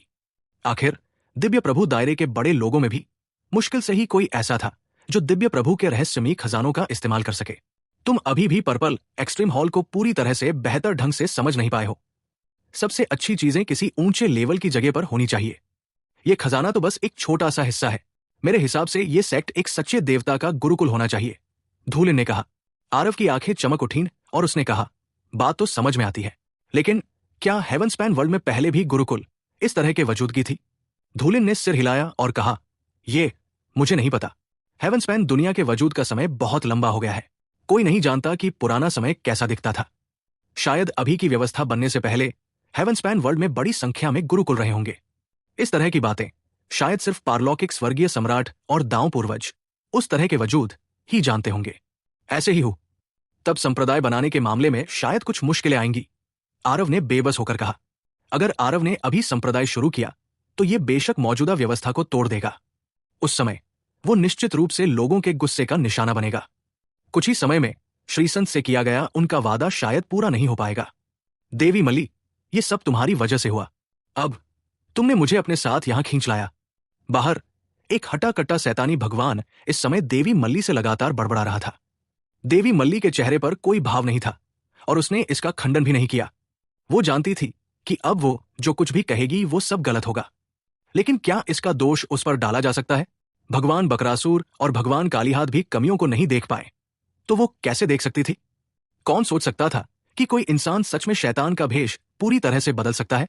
बगल में तुमकराज ने यह नजारा गुस्से से भरा हुआ देखा और कुछ नहीं कहा। उसने पीछे रहने का ऑफर दिया था। तुमकराज की आरव के प्रति नाराजगी बहुत गहरी थी। आरव के उस बेमिसाल घमंडी रूप के बारे में सोचकर वो सिर से पैर तक बीमार हो गया। अब वो आखिरकार आरव को अपने सामने घुटने टेकने पर मजबूर कर सकता था ताकि वो रहम की भीख मांग सके। वो ये मौका कैसे जाने दे सकता था? ठीक है भाई रसितास, तुम भी शिकायत करना बंद करो। मैं कहना चाहता हूं कि अभी उस बच्चे से सबसे ज्यादा नफरत कौन करता है? वो छोटी बहन देवी मल्ली है। क्या तुम सहमत नहीं हो? छोटी बहन देवी मल्ली? तुमकराज अचानक बोल पड़ा। देवी मल्ली ने तुमकराज को हैरानी से देखा और सिर हिलाते हुए कहा, भाई तुमकराज ने जो कहा वो सही है। काश मैं अभी उसका कच्चा मांस खाकर अपने दिल की नफरत निकाल पाती। जब तक वो बदमाश बाहर आता है मैं उसे बता दूंगी कि मौत से भी बुरी किस्मत किसे कहते हैं। जैसे ही वो बात कर रही थी देवी मल्ली को कुछ महसूस हुआ और उसने खंडहर की तरफ देखा। तुमकराज को भी बहुत बड़ा झटका लगा और उसने कहा, वो व्यू गायब हो गया। तीनों लोग पहले तो चौंक गए, फिर तुरंत खुशी से झूम उठे। इन पुराने खंडहरों के अंदर साफ तौर पर बहुत सारे खजाने छिपे हुए थे। भले ही उन्हें सिर्फ अशैतानी भगवान का रहस्यमयी खजाना मिला हो, ये एक जबरदस्त हार्वेस्ट टूल था। अचानक देवी मल्ली की भौहें तन गई और उन्होंने कहा, कुछ तो गड़बड़ है। ये एरे फॉर्मेशन ठीक था, तो ये कैसे गायब हो गया? क्या ये कोई स्कैम हो सकता है? तुमकराज को भी ये थोड़ा अजीब लगा। कुछ देर सोचने के बाद उसकी आंखें अचानक चमक उठीं और उसने कहा, शायद इस पुराने खंडहर में विरासत उस गुंडे ने पहले ही हासिल कर ली है, इसीलिए एरे फॉर्मेशन गायब हो गया होगा। यहां तक बात करते हुए वो जोर से हंसा और बोला, जब तक हम उस बदमाश को पकड़ लेंगे, सारा खजाना हमारा हो जाएगा। बाकी दो लोगों की आंखें भी चमक उठीं, जिससे उनके चेहरे पर बहुत ज्यादा जलन हो रही थी। वे जानते थे कि कालीधान सिर्फ 8 लेवल क्लियर करके ही उसे एक निम्न श्रेणी दिव्य प्रभु रहस्यमयी खजाना मिल गया। आरव 18 चक्कर काट पाया है और 3 महीने तक अंदर भी रहा। जो विरासत मिली होगी उसके बारे में सोचकर ही लोग उत्साहित हो जाते थे। देवी मल्ली अचानक बोली, मेरे 2 बड़े भाइयों, अगर खजाने बहुत कम है तो देवी मल्ली को कुछ नहीं चाहिए। अगर बहुत सारे खजाने हैं तो देवी मल्ली सिर्फ इतना चाहती है कि अशैतानी भगवान रहस्यमयी खजाना मेरे पास रहे। बाकी सब दोनों बड़े भाइयों का होगा। क्या ये ठीक है? देवी मल्ली बहुत चालाक थी, फायदा उठाने के लिए रियायतें देती थी। उसने पहले ही अपना रवैया बहुत कम कर लिया था और सिर्फ एक शैतानी भगवान का रहस्यमयी खजाना मांगा था। यह रिक्वेस्ट सच में ज्यादा नहीं मानी गई, वरना अगर तीनों लोगों में कोई झगड़ा होता तो शायद वो कुछ भी नहीं ले पाती। तुमकराज दोनों लोगों ने एक दूसरे को देखा और सिर हिलाते हुए कहा, कोई बात नहीं, ये रिक्वेस्ट ज्यादा नहीं है। अगर ज्यादा खजाने नहीं है तो हमें एक भी नहीं मिल सकता। उन सभी को हॉल में पेश करना होगा। अगर ज्यादा है तो कुछ टुकड़े प्राइवेट रखने में ज्यादा बुराई की बात नहीं है। तो चलो अभी जल्दी से अंदर चलते हैं, रसितास ने कहा। तुमकराज मुस्कुराया और बोला, किस लिए जल्दी से अंदर? यहां बैठकर इंतजार करना ठीक नहीं है। उस बदमाश को विरासत मिली है, क्या ऐसा हो सकता है कि वो अभी भी बाहर ना आए? रसितास की आंखें चमक उठीं और उसने मुस्कुराते हुए कहा, बात तो सही है। तीनों लोगों ने एक दूसरे को देखा और मुस्कुराए और तुरंत वहां से गायब हो गए जहां वे खड़े थे। थोड़ी देर बाद हॉल के एंट्रेंस पर धीरे धीरे एक परछाई दिखाई दी। अगर आरव नहीं तो वो कौन हो सकता है? बाहर आने के बाद आरव बहुत सावधान दिखे और चौकन्नी नजरों से जुनी तलवार निकाली। जब देवी मल्ली ने खाली जगह में छिपे 3 लोगों को ये सीन देखा तो वे कैसे टिक पाते? वे सीधे सामने आए और आरव को घेर लिया। मास्टर सोर्स नाइट, बहुत समय हो गया मिलते हुए, तुमकराज ने एक ऐसी मुस्कान के साथ कहा जो मुस्कान नहीं थी। लेकिन देवी मल्ली ने ठंडे स्वर में कहा, सोर्स नाइट, तुमने मुझे बहुत बुरा धोखा दिया। आज मैं तुम्हें इस दुनिया में पैदा होने का पछतावा कराऊंगी। आरव के हावभाव बदल गए। उसकी परछाई तेजी से आगे बढ़ी, सीधे घर में घुस गई। देवी मल्ली के मुंह के कोनों पर एक ठंडी मुस्कान आ गई और उन्होंने कहा, भाग रहे हो? क्या तुम दौड़ सकते हो? जैसे ही उसने कहा, देवी मल्ली ने हाथ हिलाया। एक ताकतवर दुनिया की ताकत ने तुरंत आरव को लपेट लिया। उसे लगा कि आरव के पास दुनिया की ताकत के सामने विरोध करने की कोई गुंजाइश नहीं है। कौन जानता था कि आरव असल में उसकी दुनिया की ताकत को नजरअंदाज करके खंडहर में घुस गया। तीनों लोगों के हावभाव बदल गए। उन्हें उम्मीद नहीं थी कि आरव असल में इतना परेशान करने वाला होगा। उसका पीछा करो। तीनों लोगों ने एक दूसरे को देखा और तुरंत फैसला किया। दुश्मन के इस अलर्ट के बाद आरव शायद अब बाहर नहीं आएगा। जो भी हो, ग्रुप पहले ही गायब हो चुका था। उन्हें अब किस बात का डर था? स्वूश स्वूश स्वूश। 3 लोग आरव के पीछे पीछे खंडहरों में घुस गए। तीनों लोग आरव के पीछे पीछे चले। उनकी स्पीड बहुत तेज थी। अचानक उनकी आंखों के सामने एक धुंधला सा सीन आया। वे एक बड़े हॉल के अंदर पहुंचे। ये बड़ा हॉल एक बंद गली था। आरव के पास अब भागने के लिए कोई जगह नहीं थी। देवी मल्ली ने मजाक उड़ाया और कहा, और भागो? क्या तुम दौड़ने में बहुत काबिल नहीं हो? तुमकराज भी मुस्कुराए और बोले, मास्टर सोर्स नाइट, हमने 3 महीने से एक दूसरे को नहीं देखा है। क्या पुराने दिनों को याद करने के लिए बाहर आना अच्छा नहीं है? किस लिए भागना? लेकिन रसितास का चेहरा उदास हो गया और उसने कहा, बच्चे, तुमने जो भी खजाने पाए हैं वे मुझे दे दो और मैं तुम्हारे लिए इसे आसान बना दूंगा। लेकिन हॉल में घुसते ही आरव के चेहरे के भाव बदल गए। पहले वाला तनाव और सतर्कता लगभग गायब हो गई थी। उसकी जगह ऐसी शांति आ गई थी जिसे बताया नहीं जा सकता। ये एक हर चीज पर कंट्रोल होने की शांति। बाहर पुराने दिनों को याद करना, मेहमानों के साथ ऐसा बर्ताव नहीं करना चाहिए। इसलिए मैंने तुम तीनों को अंदर बुलाया है। अब हम पुराने दिनों के बारे में बात कर सकते हैं। आरव ने हल्की मुस्कान के साथ कहा। तीनों लोगों के हाव भाव बदल गए और देवी मल्ली ने ठंडी आवाज में कहा, तुम्हारा क्या मतलब है? हे, हमें डराने की कोशिश कर रहे हो? बच्चे, हमारी अभी की दूरी को देखते हुए जब तक मैं अपनी उंगली हिलाऊंगा तुम मर जाते हो। तुमकराज ने ठंडी मुस्कान के साथ कहा। आरव भी मुस्कुराया और बोला, क्या ऐसा है? मुझे उंगली भी हिलाने की जरूरत नहीं है और तुम मर जाओगे। जब तुमकराज ने सुना तो वो जोर से हंसे बिना नहीं रह सका और बोला, ये हॉल मास्टर सच में से देखना चाहता है कि तुम्हारा एक्शन न लेना ज्यादा तेज है या मेरा मूव करना ज्यादा तेज है। आरव को जरा भी डर नहीं लगा और उसने हल्की सी मुस्कान के साथ कहा, तो तुम्हारा मतलब है अब पुराने दिनों को याद करने की जरूरत नहीं है। तुमकराज का चेहरा अचानक गुस्से से भर गया और वो जोर से चिल्लाया, अपने चाचा को याद करो, ये हॉल मास्टर अभी तुम्हारे टुकड़े टुकड़े कर देगा। बात खत्म करते ही एक डरावनी आभा फैल गई। तुमकराज ने सच में एक उंगली बढ़ाकर आरव की तरफ इशारा किया, लेकिन ठीक इसी समय एक और भी डरावनी आभा अचानक पूरे बड़े हॉल में भर गई। आसमान से बहती रोशनी की 3 किरणें नीचे उतरी जो सीधे तीनों लोगों की तरफ गिरी। तुमकराज की दुनिया की ताकत अभी जमनी बाकी थी। रोशनी की इस डरावनी धारा के नीचे उसमें विरोध करने की जरा भी ताकत नहीं थी और वो बिना चिल्लाए ही सीधे खत्म हो गया। इसी तरह पर्पल एक्सट्रीम हॉल ने 3 शक्तिशाली शैतानी भगवान की ताकतों को खत्म कर दिया। आरव ने बिना किसी भाव के ये नजारा देखा और आप भरते हुए कहा, मेरे 150 मिलियन दिव्य सार पत्थर, इससे कितनी स्पिरिट मेडिसिन खरीदी जा सकती है? भूल जाओ, भूल जाओ, इस जगह पर ज्यादा देर नहीं रह सकते, बेहतर है पहले यहां से चले जाओ। गड़गड़ाहट। बहुत बड़े पुराने खंडहर असल में तेजी से सिकुड़ गए जिससे पहाड़ कांपने लगे। आखिर में पर्पल एक्सट्रीम हॉल धूल के एक कण में बदल गया और इंसानी दुनिया की दिशा में घूमकर चला गया। खंडहर के बाहर 2 लोग चुपचाप दिखाई दिए। ये 2 लोग ठीक कालीहाथ और बकरासुर थे जो गए और वापस आए। कई महीनों के आराम और ठीक होने के बाद बकरासुर की चोटें थोड़ी बेहतर हुई, लेकिन आत्मा दमनकारी मोती ने उसे जो नुकसान पहुंचाया था वो बहुत ज्यादा था। 30 से 50 साल के बिना वो ठीक होने के बारे में भूल सकता था। वे 2 लोग यहां इसलिए दिखाई दिए क्योंकि उनका देवी मल्ली और दूसरों से संपर्क टूट गया था। खाली पहाड़ों को देखकर दोनों लोगों की आंखों में बहुत ज्यादा हैरानी थी। मुझे उम्मीद नहीं थी कि ये पुराने खंडहर ही सबसे बड़ा खजाना है। कालीहाथ की आंखें अफसोस से भर गई। अगर उसे पहले से पता होता कि ऐसा है तो वो बिना एक कदम भी हिलाए यहां पहरा देता और पर्पल एक्सट्रीम हॉल को बिल्कुल भी भागने नहीं देता। बकरासुर के मुंह के कोने भी फड़क रहे थे और वो दांत पीसते हुए बोला, उस बच्चे को पता नहीं कितने फायदे हुए हैं। मेरा मन कर रहा है कि उसे अभी कुचल दूं। सबसे ज्यादा नुकसान बकरासुर का हुआ।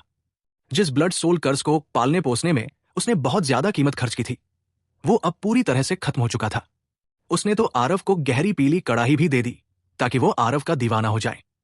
आखिर में उसकी आत्मा की ताकत भी आत्मा दमनकारी मोती ने खा ली जिससे वो लगभग मर ही गया। अब उसे यह भी पता चला कि आरव ने पूरे खंडहर को हटा दिया है। वो गुस्सा कैसे न होता? पुहवार्क। उन घिनौनी बातों के बारे में सोचकर जिससे उसकी चोटें और बढ़ गई। बकरासुर ने मुंह में पुराना खून उगल दिया। कालीहाथ ने उसे दया से देखा और आह भरते हुए कहा, अब तो सब कुछ बेकार है। इस बच्चे का आता पता लगाने का कोई तरीका नहीं है। सोर्स नाइट ये नाम भी बहुत अचानक आया। अब वो चला गया है। अगर हम उसे ट्रैक करना चाहें तो हमारे पास कोई सिर या पूंछ भी नहीं है। कालीहाथ की बातें सुनकर बकरासुर के मुंह से एक और पुराना खून निकलने वाला था। इससे ज्यादा दुख की बात और कुछ नहीं थी। उसे तो यह भी नहीं पता था कि उसका दुश्मन कौन है। क्या ऐसा हो सकता है कि हम उसे ऐसे ही छोड़ दें? बकरासुर ने बिना मन के कहा। कालीहाथ ने ठंडी मुस्कान दी और कहा, उसे छोड़ दो? ये कैसे हो सकता है? इतना बड़ा नुकसान झेलते हुए क्या तुम्हें लगता है कि लॉर्ड हॉल मास्टर उसे छोड़ देंगे? आराम करो। भले ही अभी उसकी कोई खबर नहीं है, उसके जैसे जीनियस की रोशनी छिप नहीं सकती। ग्रेट डाउ हेवनली मेलोडी को ट्रिगर करने में काबिल एक किमियागर धूल में कैसे दब सकता है? अब आरव एक इंसानी शाही शहर के सामने था। इंसानी शाही शहर की खुशहाली राजधानी शहरों की तुलना में बहुत दूर थी। किसी के पास भी अंदर जाने की काबिलियत नहीं थी। शाही शहर में अंदर जाने के लिए दिव्य सार पत्थर देने पड़ते थे। आरव ने शहर के गेट पर साफ साफ लिखी कीमतें देखी और उसके मुंह के कोने भी फड़कने से खुद को रोक नहीं पाए। 10 दिन का टेम्पररी टोकन 500 निम्न श्रेणी दिव्य सार पत्थर। 1 साल का टेम्पररी टोकन 5000 कम ग्रेड के दिव्य सार पत्थर। 10 साल का टेम्पररी टोकन 50,000 निम्न श्रेणी दिव्य सार पत्थर। 100 साल का टेम्पररी यानी कि रहने का टोकन 500,000 निम्न श्रेणी दिव्य सार पत्थर। परमानेंट टोकन 50 मिलियन निम्न श्रेणी दिव्य सार पत्थर। शाही शहर के अंदर बिना पहचान टोकन वाले लोगों को सीधे मिटा दिया जाएगा। जब टोकन खत्म हो जाएगा तो जो लोग पीछे रह जाएंगे उन्हें सीधे खत्म कर दिया जाएगा। ये कीमत आम मार्शल आर्टिस्ट बिल्कुल भी नहीं दे सकते थे। एक मूल देवता क्षेत्र मार्शल आर्टिस्ट की पूरी नेटवर्थ सिर्फ 1 मिलियन निम्न श्रेणी दिव्यसार पत्थर थी। इसका मतलब यह भी था कि एक मूल देवता क्षेत्र का पावर हाउस अपनी सारी संपत्ति खर्च करके शाही शहर में सिर्फ कुछ सौ साल तक ही रह सकता था। एक मूल देवता क्षेत्र के पावर हाउस के लिए कई सौ साल का समय बस एक उंगली का झटका था। इसके अलावा इतने सारे दिव्य सार पत्थर खर्च करना यह सिर्फ एक पहचान टोकन खरीदना भी था। शाही शहर में जिंदा रहने के लिए जगह ढूंढनी पड़ती थी। यह भी एक और बड़ा खर्च था। इसलिए शाही शहर में रहने के लिए लगातार पैसा कमाना पड़ता था। लेकिन अगर यह इतना महंगा भी था तो भी अनगिनत पावर हाउस थे जो बत्तखों की तरह यहां आते थे। शाही शहर और कैपिटल सिटी दो बिल्कुल अलग कॉन्सेप्ट थे। हर शाही शहर की शुरुआत में जमीन के नीचे बहुत बड़ी साधना के लिए आत्मिक शक्ति इकट्ठा करने वाली संरचनाएं बनाई जाती थी। शाही शहरों में स्पिरिचुअल एनर्जी बहुत ज्यादा थी। यहां रहकर भले ही आपने जानबूझकर साधना न की हो, दिव्य सार की ग्रोथ रेट भी कैपिटल शहरों के बराबर हो सकती थी। इसलिए भले ही ये आइडेंटिटी टोकन ज्यादा महंगा होता, लोग फिर भी इस जगह के लिए तरसते। और इंपीरियल शहर के सिटी लॉर्ड मैनर द्वारा हर साल इकट्ठा किए जाने वाले दिव्य सार पत्थर एक बहुत बड़ी रकम थी। अगला, टोकन बेच रहे सिटी गार्ड ने आलस से कहा, 200 साल का आइडेंटिटी टोकन। आरव ने ठंडे दिमाग से कहा। उस सिटी गार्ड की भौहें उठ गई। वो आरव को कुछ हैरानी से देख रहा था। अमीर टेम्परी आइडेंटिटी टोकन खरीदते समय ज्यादातर 1 साल या 10 साल के पीरियड के होते थे। 200 साल का समय सच में बहुत महंगा था। आम आदमी इसे बिल्कुल भी अफोर्ड नहीं कर सकता था। आरव शाही शहर की स्पिरिचुअल एनर्जी की रिचनेस महसूस कर सकता था। इससे वो काफी इमोशन हो गया। अगर वो कर सकता तो उसने यही बसने का प्लान बनाया। 10 लाख दिव्य सार पत्थर आरव के लिए बस हल्की बूंदाबांदी थे, जिसके पास 5 अरब थे। अरे, पता नहीं ये किस कैपिटल सिटी का यंग मास्टर है, इतना अमीर। उफ, एक अमीर आदमी की जिंदगी से लोग हमेशा जलते हैं। लोगों से तुलना करना सच में घिनौना है।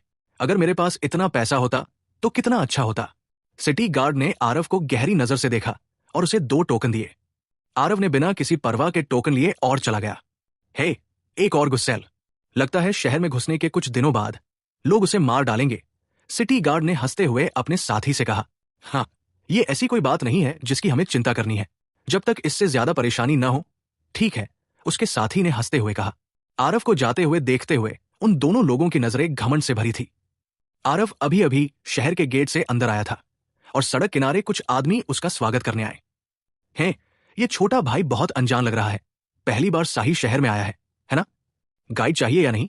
मेरा नाम सुभांश है। ऐसा नहीं है कि मैं तुमसे डींगे हाँक रहा हूं। इस नवसारी शाही शहर की मुख्य सड़कें और छोटी गलियां ऐसी कोई नहीं है जिससे मैं परिचित न हूं। एक दिन के लिए बस 10 दिव्य सार पत्थर चाहिए, जो बुजुर्गों और छोटे बच्चों के साथ समान रूप से ईमानदार हों। छोटे भाई, उसकी बकवास मत सुनो। मैं गिद्यान यहां सब जानता हूं। छोटे भाई, मुझे गाइड बनने दो, तुम्हारी संतुष्टि की गारंटी है। कुछ आदमियों का ग्रुप बात करने के लिए जोर जोर से चिल्ला रहा था और सीधे आरव को बीच में घेर लिया। शाही शहर की सीमा बहुत बड़ी थी। 2-3 दिन में वहां का पता नहीं चल सकता था। बहुत से लोग यहां 1 साल रहने के बाद ही एक छोटे से इलाके से अच्छी तरह वाकिफ होते थे। इसलिए गाइड बनने का यह काम शुरू हुआ। जब नए लोग पहली बार शहर में आते थे तो उन्हें अपना रास्ता बिल्कुल नहीं पता होता था। आरव लिटिल फैटी को ढूंढने आया था। बिना गाइड के उसे शायद कई चक्कर लगाने पड़ते। आरव ने एक नजर डाली और सीधे उस सुभांश की तरफ 10 दिव्य सार पत्थर फेंके और ठंडेपन से कहा, तो तुम मुझे असंख्य खजाना टावर ले चलो। यह सुभांश बहुत चालाक लग रहा था। उसका रिएक्शन भी बहुत तेज था। उसके आगे चलने से शायद काफी परेशानी बच सकती थी। इसलिए आरव ने उसे चुना। सुभांश ने दिव्य सार पत्थर लिए और एक्साइटेड होकर कहा, ठीक है। बात खत्म करके सुभांश आरव को ले गया। बाकी सभी लोगों ने निराश होकर देखा। लेकिन जब वे दोनों दूर चले गए तो वे बातें करने लगे। कितना बड़ा मोटा भेड़ है, 10 लाख दिव्य सार पत्थर निकालने में पलक तक नहीं झपकाई। सुभांश ये बदमाश बहुत चालाक है। थोड़ी सी लापरवाही और वो फिर से आगे निकल गया। ये काम हो गया। सुभांश को शायद कुछ देर बाहर आकर काम करने की जरूरत नहीं है। आरव पहले ही जा चुका था और जाहिर है कि वो इन लोगों की बातें नहीं सुन सका। सुभांश अभी आरव को शाही शहर के लोकल रीति रिवाजों और तरीकों के बारे में बता रहा था, जिससे उसके मुंह से हर तरफ थूक उड़ रहा था।